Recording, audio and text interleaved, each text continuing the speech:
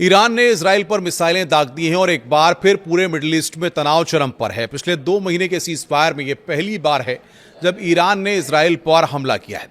ऐसे में अमेरिका के राष्ट्रपति डोनाल्ड ट्रंप ने इजराइल के प्रधानमंत्री बेंजामिन नेतन्याहू से फोन पर बातचीत की और उन्हें ईरान पर जवाबी हमला करने से रुकने को कहा है।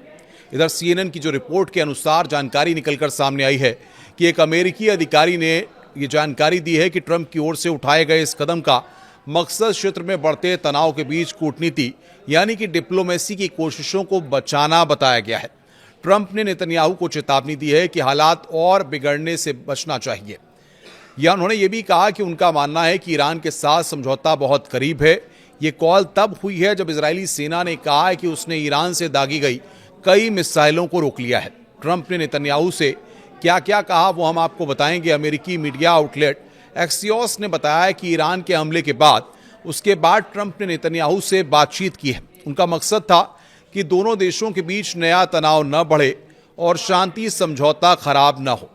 ट्रंप ने ईरान से भी कहा है कि ये बातचीत की मेज पर वापस आएं। ट्रंप ने फॉक्स न्यूज से कहा कि हम समझौते के बहुत करीब हैं।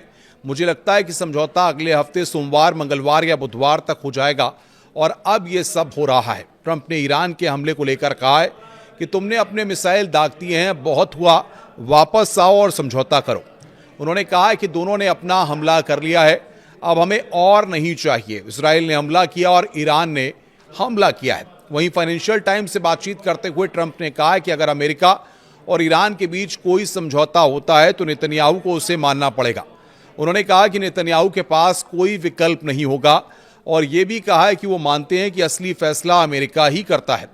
इस बार ट्रंप ने नहीं की गाली गलौज। अधिकारियों के अनुसार भले पिछले हफ्ते ट्रंप और नेतन्याहू की बातचीत काफी तीखी थी, लेकिन रविवार की बातचीत में वैसी गाली गलौज या तीखी बहस देखने को नहीं मिली। बातचीत से पहले ही ट्रंप ने पत्रकारों के सामने अपनी राय जाहिर कर दी थी कि वो नेतन्याहू को कॉल करने वाले हैं और उन्हें साफ साफ कहेंगे कि कोई जवाबी हमला नहीं करना है। इसलिए माना यह जा रहा है कि उनका संदेश नेतन्याहू के लिए कोई आश्चर्य की बात नहीं था।